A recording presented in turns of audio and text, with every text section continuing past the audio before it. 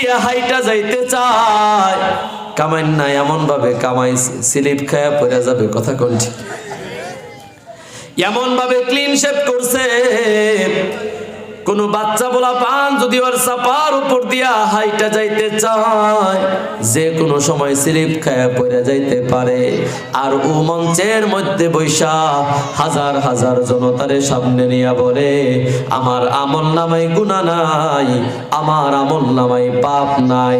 এই জন্যে উলামায়ে কেরাম যখন দোয়া করে আমি আমিন আমিন বলি না, পড়েন নাউজুবিল্লাহ। এরকম টাটকা মিথ্যাবাদী আমাদের বাংলাদেশে আছে না নাই? আওয়াজ দিয়ে এখন আছে না নাই? অথচ নবী আমার জানায়া দেন, দুনিয়ার উম্মত শুনো, দুনিয়ার জমিনে যত মানুষ আছে শুধুমাত্র নবী রাসূলগণ ছাড়া দুনিয়ার জমিনে যত মানুষ আছে বাবা, সবার আমল নামায় কম আর বেশি গুনাহ আছে, কথা কোন ঠিক কিনা? আল্লাহ রাব্বুল আলামিন বাবা আদম আলাইহিস সালাতু ওয়াস সালাম থেকে নিয়ে শুরু করে আমাদের নবী মুহাম্মদ সাল্লাল্লাহু আলাইহি ওয়াসাল্লাম পর্যন্ত একজন দুইজন নয়, 1000 2000 নয়, আল্লাহ তাআলা লক্ষাধিক নবী রাসূল দুনিয়ার জমিনে পাঠাইছেন, কথা কোন ঠিক কিনা? নবীদেরকে আল্লাহ তাআলা দুনিয়ার জমিনে কেন পাঠাইছেন? আদম আলাইহিস সালাতু ওয়াস সালাম থেকে আমাদের শেষ পয়গম্বর মুহাম্মদ নবী পর্যন্ত লক্ষাধিক নবী রাসূলদেরকে আল্লাহ পাঠাইছেন দুনিয়ার জমিনে দাওয়াত দিয়া দিয়া আল্লাহ বলা মানুষদেরকে আল্লাহ ওয়ালা বানানোর জন্য। সুবহানাল্লাহ। আল্লাহ বলা মানুষদেরকে আল্লাহ ওয়ালা বানানোর জন্য। জাহান্নামের পথের যাত্রী যারা আছে, জাহান্নামের পথের যাত্রীদেরকে ধৈরা ধৈরা দাওয়াত দিয়া দিয়া জান্নাতের পথের যাত্রী বানানোর জন্য আল্লাহ তাআলা যুগে যুগে লক্ষাধিক নবী রাসূল দুনিয়ার জমিনে পাঠাইছেন, কথা কোন ঠিক কিনা? এ বাবা মুসলমান, এরে আমাই কুলাল মুসলমান, শুধুমাত্র নবী রাসূলগণ দুনিয়ার জমিনে তারা এমন মানুষ তাদের আমল নামায় কোনো গুনাহ নাই, কোনো পাপ নাই, কোনো অপরাধ নাই, কোনো গুনাহ নাই, একেবারে নিষ্পাপ বেগুনাহ মাসুম। আল্লাহ তাআলা নিজ কুদরতিতে তাদের সকলকে গুনাহ থেকে হেফাজত করেছেন।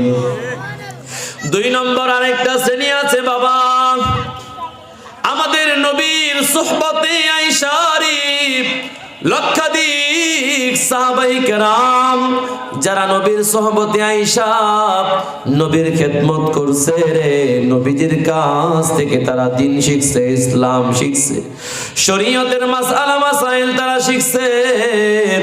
নবীজির সুহবতে থাইকা যেই সকল সাহাবায়ে কেরাম ধন্য হয়েছেন, এই সমস্ত সাহাবায়ে কেরাম এরা মাঝে মাঝে 2-1টা গুনাহ করে ফেলেছিল বাবা, কিন্তু সাহাবায়ে কেরাম গুনাহ করার সাথে সাথে আল্লাহ রাব্বুল আলামিনের কাছে এমন ভাবে খাঁটি দিলে তওবা করেছে, আল্লাহ রাব্বুল আলামিনের কাছে এমন ভাবে কান্নাকাটি করেছে, আল্লাহ রাব্বুল আলামিন সমস্ত সাহাবায়ে কেরামদের জীবনের গুনাহগুলো ধুয়ে মুছে সাফ করে দিয়েছেন। সুবহানাল্লাহ। সাহাবায়ে কেরাম তোমার মতো আমার মতো প্ল্যান প্রোগ্রাম কইরা গুনাহ করেন নাই বাবা। আমি আর তুমি আগে থেকে শখ আঁকি কিভাবে গুনাহ করা যায়, ঠিক কিনা? এই যে 31st নাইট গেল, যুবকরা 1 সপ্তাহ 10 দিন আগে থেকে প্রস্তুতি নিছে, কথা কোন ঠিক কিনা? কোন জায়গায় যাবে গো, কোন জায়গা থেকে সাউন্ড সিস্টেম ভাড়া কইরা আইনা ডিজে গান লাগাইয়া নর্তকী দিয়া নাচাইয়া নাচাইয়া মদ পান করবে। যুবকেরা যুবতীরা আগে থেকেই প্ল্যান প্রোগ্রাম কইরা আগে থেকেই শখ আইকা টার্গেট নিয়া তারপরে আমরা গুনাহ করি, কথা কোন ঠিক কিনা? কিন্তু সাহাবায়ে কেরাম এমন ছিলেন না বাবা। হঠাৎ করে শয়তানের ধোঁকায় পড়ে নফসে আম্মারার তাড়নায় পরে হঠাৎ দু একটা গুনাহ সাহাবায়ে কেরাম থেকে হয়ে গিয়েছিল বাবা, কিন্তু আল্লাহ তাআলার কাছে তারা এমন ভাবে কান্নাকাটি করেছে, আল্লাহ তাআলার কাছে এমন ভাবে ক্ষমা চাইছে, তো আরশের মালিক আল্লাহ রব্বুল আলামিন তাদের উপর সন্তুষ্ট হয়ে গেছে।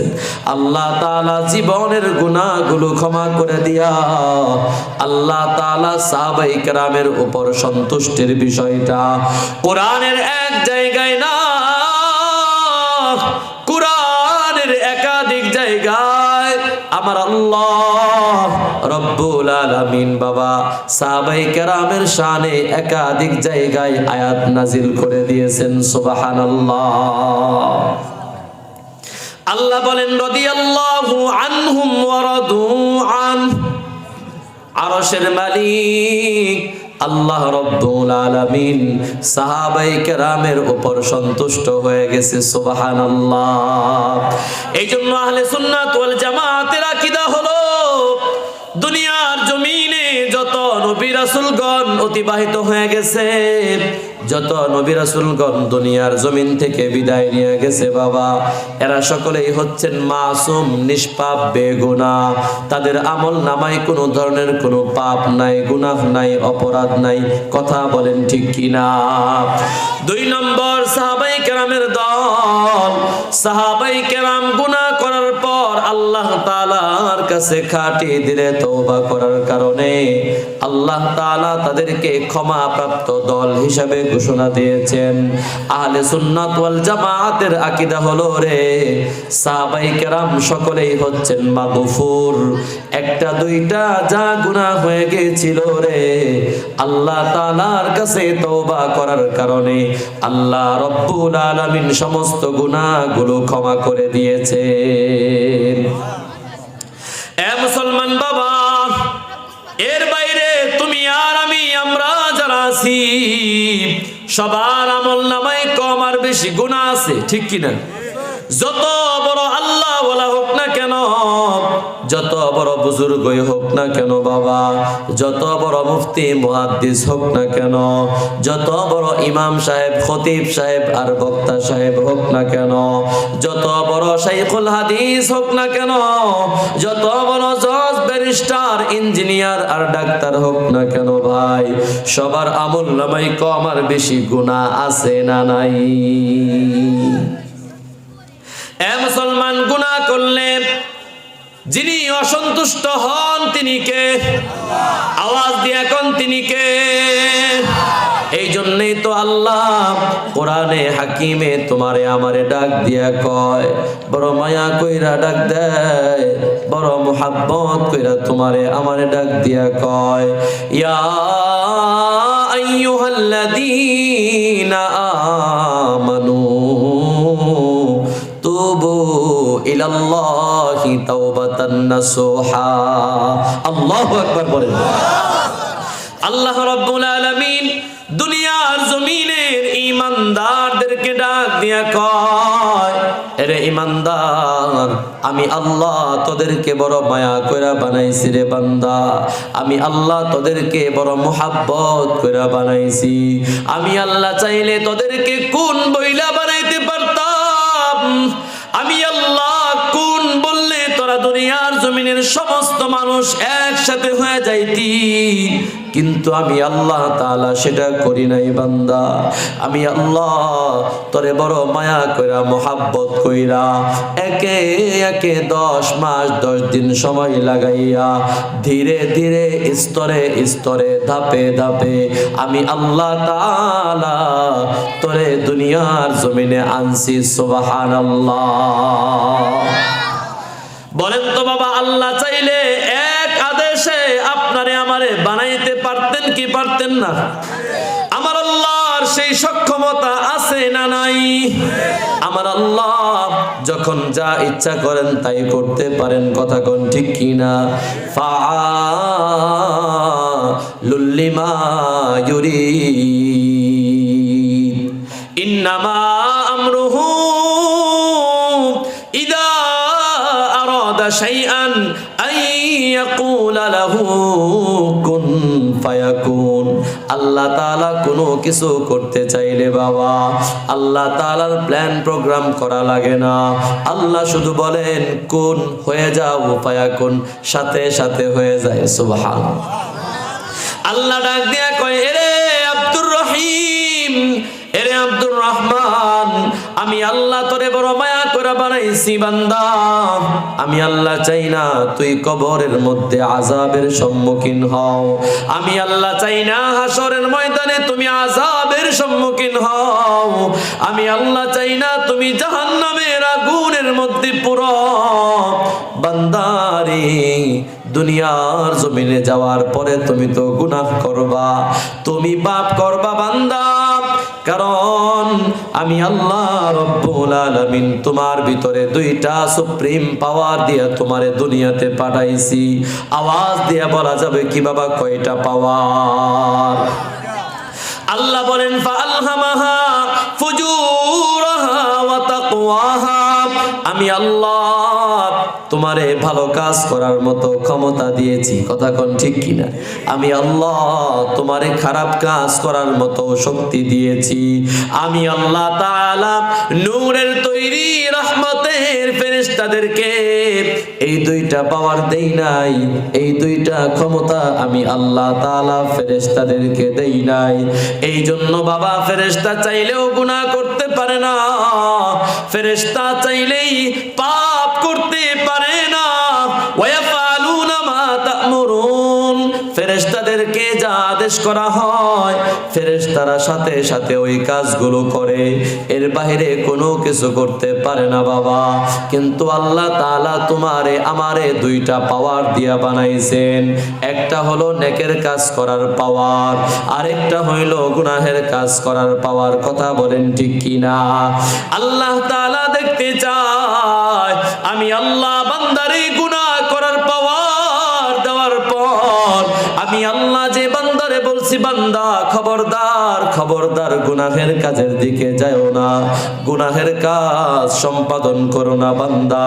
আমি আল্লাহ দেখতে চাই আমার কোন বান্দা আমি আল্লাহর আদেশকে মান্য কইরা গুনাহের কাজ থেকে বিরত থাকে। এরপরও আমি আল্লাহ জানি আমার বান্দা গুনাহের কাজ করে ফেলবে। না না বান্দা টেনশন করিস না, বান্দা চিন্তা করিস না, আমি আল্লাহ ওই মেডিসিনটাও তোমারে দিয়ে দিলাম। গুনাহ করার পরে তুমি পেরেশান হয়ে যাও না। এ বান্দা গুনাহ করার পর তুমি টেনশনগ্রস্ত হয়ে যাও না, তুমি বিকারগ্রস্ত হয়ে যাও না। বান্দা গুনাহ যখন হয়ে যাবে রে, সাথে সাথে আমি আল্লাহ তাআলার কাছে খালেস দিলে তওবা করবা। তওবা করব কার কাছে? আওয়াজ দিয়া বলেন না, তওবা করব কার কাছে? এই জন্য আল্লাহ বড় মায়া করে ডাক দিয়া কয় তুবু ইলাল্লাহ, বান্দা আমি আল্লাহ তাআলার কাছে তওবা কর। কেমন তওবা করবি রে বান্দা? আমি আল্লাহ জানায়া দিচ্ছি। তাওবাতান নাসুহা, খাঁটি দিলে তওবা করবা, একনিষ্ঠভাবে তওবা করবা। তাওবায়ে নাসুহা কারে বলে? মুফাসসিরিনে কেরাম বলেন তাওবায়ে নাসুহা অর্জন হওয়ার জন্য বাবা কমপক্ষে 4টা শর্ত লাগবে। কয় শর্ত? আওয়াজ দিয়ে বলেন না বাবা, কয় শর্ত? 1 নম্বর, যেই গুনাহ আমি করেছি এই গুনাহটারে সাথে সাথে ছেড়ে দিতে হবে। 2 নম্বর, যেই গুনাহ আমি করেছি বাবা এই গুনাহের উপর আমাকে লজ্জিত হওয়া লাগবে, লজ্জিত হওয়া লাগবে।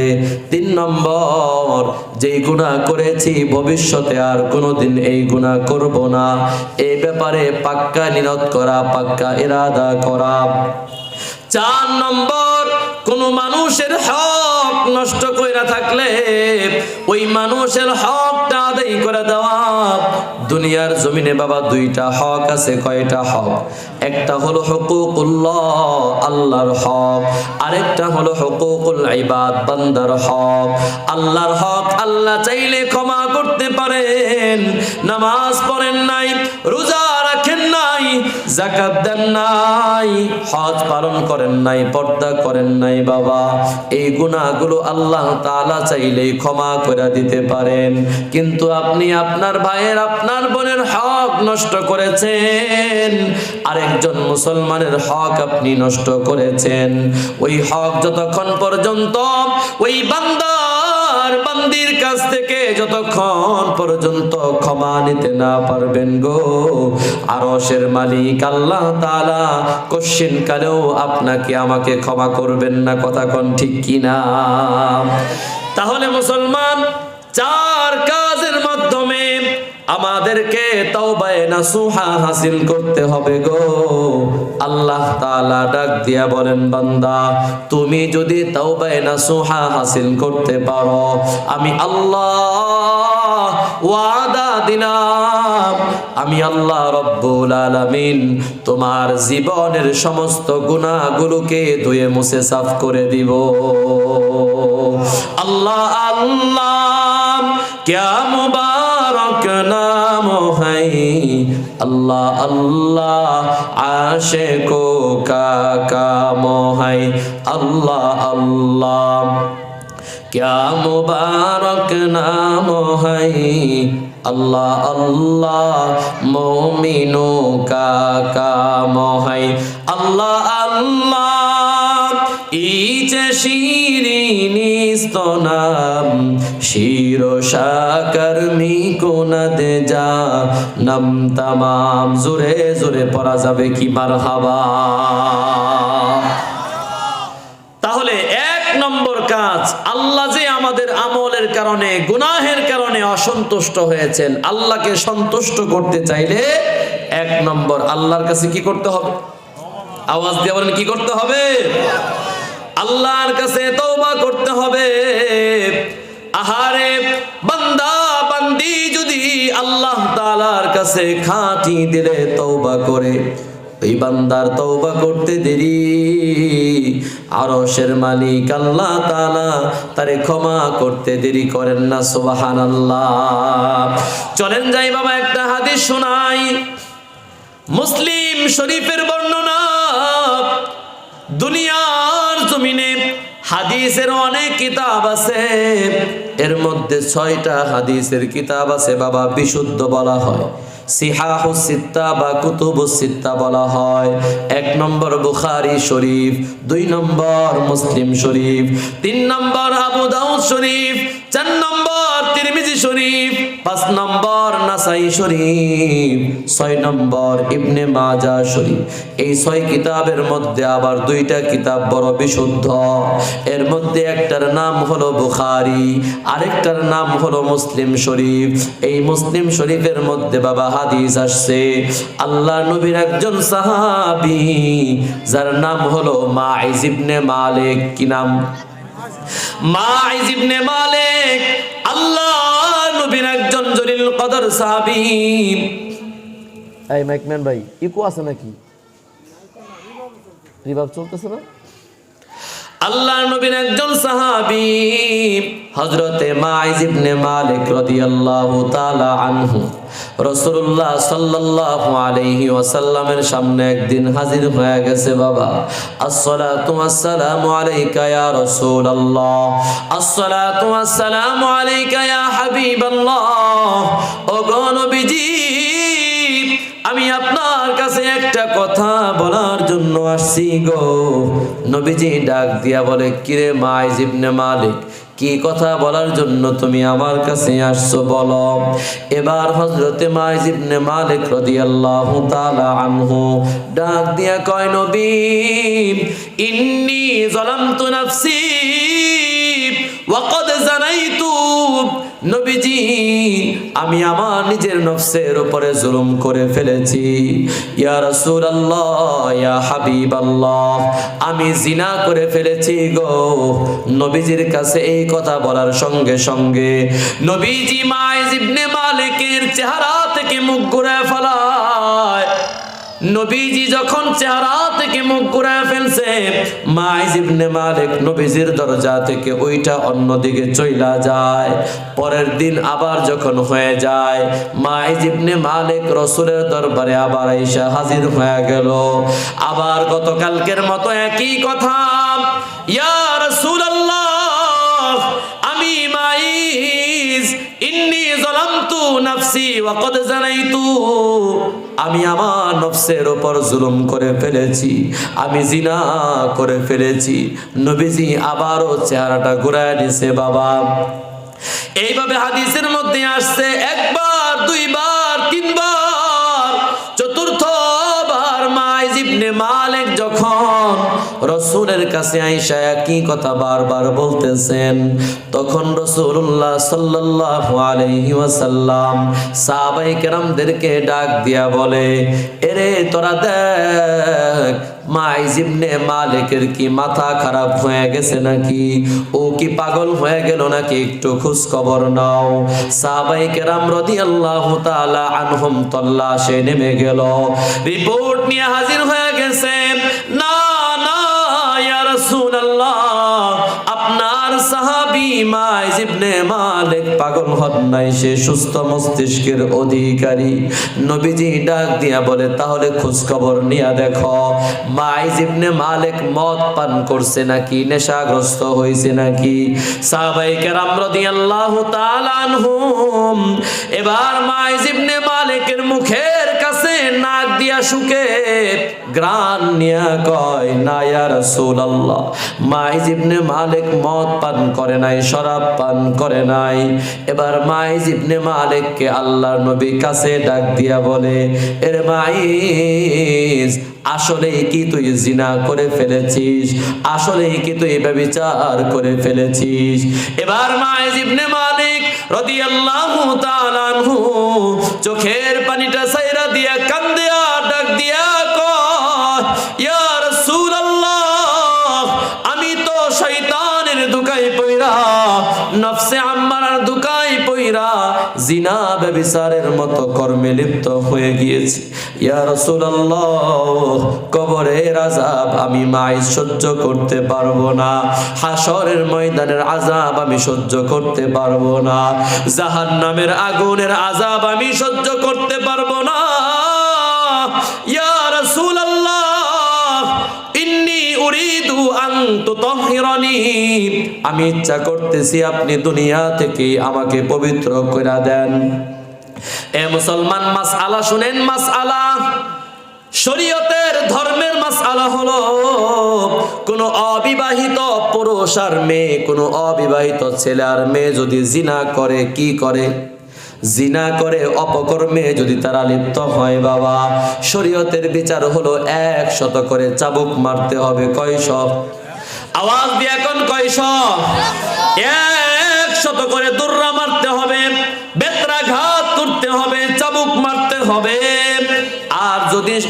আর যদি সমাজের মধ্যে কোনো বিবাহিত পুরুষ আর মহিলা পরকিয়া কইরা তারা যদি জিনা ব্যভিচারের মধ্যে লিপ্ত হয়ে যায়, শরীয়তের বিচার হলো মৃত্যুদণ্ড, মৃত্যুদণ্ড, মৃত্যুদণ্ড, রজম কইরা, পাথর বর্ষণ কইরা, এরপরে এই লোকটারে পৃথিবী থেকে বিদায় করতে হবে বাবা।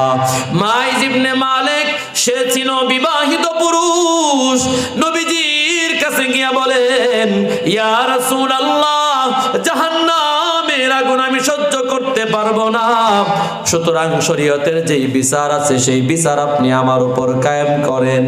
এবার রাসূল সাহাবায়ে কেরামদেরকে ডাক দিয়া বলে, নে আমার মাইজ ইবনে মালিককে তোরা মাঠের মধ্যে নিয়ে যা, মাঠের মধ্যে তোরা গর্ত কর। গর্ত খনন করা হয়ে গেল। মাইজ ইবনে মালিককে এবার অর্ধেক পর্যন্ত বাবা সেই মাটির মধ্যে পুঁতে ফেলা হলো। সাহাবায়ে কেরামদেরকে আল্লাহর নবী নির্দেশ দিলেন, সবাই তোমরা হাতের মধ্যে পাথর নাও। কি নাও? সবাই হাতের মধ্যে পাথর নাও। রাসূলের আদেশে সাহাবায়ে কেরাম রাদিয়াল্লাহু তাআলা আনহুম সকলেই হাতের মধ্যে পাথর নিয়ে মাইজ ইবনে মালিককে মারতে শুরু করে। আহারে নিজে নিজে মৃত্যুদণ্ড কামনা করে, কি পরিমাণ আল্লাহর ভয় তাদের দিলের মধ্যে ছিল, কথা বলেন ঠিক কিনা? এ মুসলমান, একে একে পাথর মারতে মারতে মারতে মারতে মাইজ ইবনে মালিক রাদিয়াল্লাহু তাআলা আনহুকে দুনিয়ার জমিন থেকে বিদায় করে দিল। একজন সাহাবী হাতের মধ্যে বড় একটা পাথর নেয়, মাইজ ইবনে মালিকের মাথা বরাবর আঘাত করে রে, মাথাটা ফাইটা গিয়া ফিনকি দিয়া রক্ত আইসা যখন গায়ের মধ্যে লাগে, সাথে সাথে ওই সাহাবী মাইজ ইবনে মালিককে একটু গালমন্দ করে এই কথাটা যখন নবীজির কাছে যায়, নবীজি ডাক দিয়া বলে, এরে সাহাবীদের দল, তোমরা মাইজ ইবনে মালিক রে চিনোনি?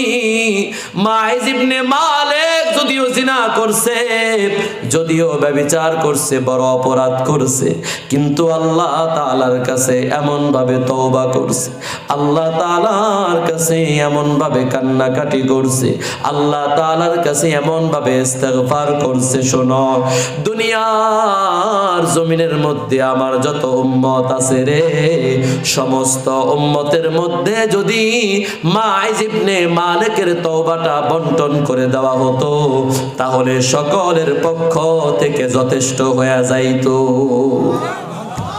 আমার মাইজ এমন ভাবে আল্লাহর কাছে তওবা করছে, এক বর্ণনায় আসছে যদি মদিনার জমিনে 70 জন গুনাহগারের উপরে মাইজ ইবনে মালিকের তওবাকে বন্টন করে দেওয়া হতো, তাহলে 70 জন গুনাহগারের পক্ষ থেকে এই তওবা যথেষ্ট হয়ে যেত। সুবহানাল্লাহ পড়বেন না?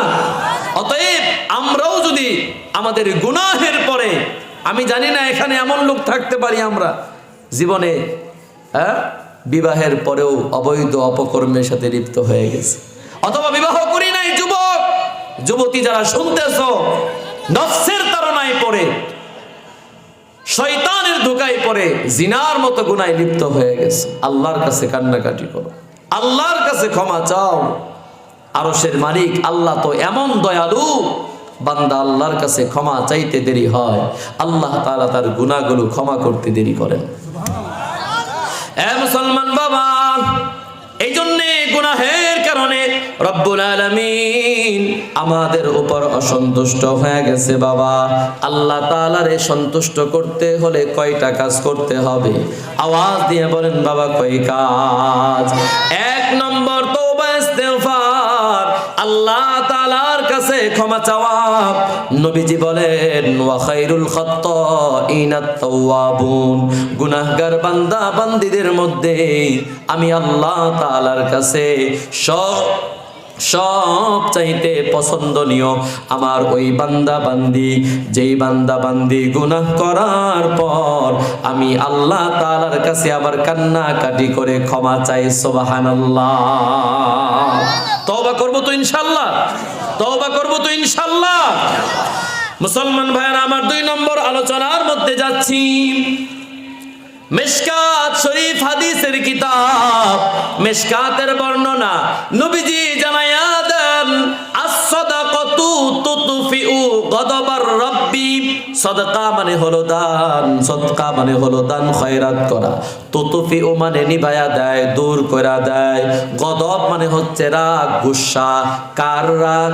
গদবার রব্বি, রবের রাগ, রবের গুসা, আল্লাহর রাগ, আল্লাহর অভিমান, আল্লাহর অসন্তুষ্টি।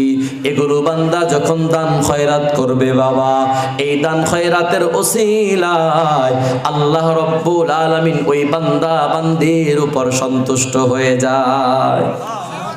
বলেন তো বাবা, আল্লাহর পথে খরচ করলে লাভ আছে না নাই? 1 নম্বর লাভ তো এটা, গুনাহ কইরা আল্লাহরে অসন্তুষ্ট বানাইছি, দান করলে আল্লাহ তাআলা অসন্তুষ্ট হয়ে যাবে। ওই যে বলছিলাম, অফিসের বস, দোকানের মালিক যখন অসন্তুষ্ট হয়ে যায়, এরে যখন 2 কেজি বেগুন দেন, এরে যখন 10 কেজি 10 লিটার দুধ নিয়ে উপহার উপঢৌকন দেন, আস্তে আস্তে ওই মালিক কিন্তু আপনার উপর সন্তুষ্ট হয়ে যায়। কথা বলেন ঠিক কিনা? এ মুসলমান, আমরা তো আর সরাসরি আল্লাহ তাআলারে দুধ দিতে পারবো না, ঠিক কিনা? 5 কেজি মিষ্টি নিয়ে আল্লাহর দিতে পারবেন নাকি? না।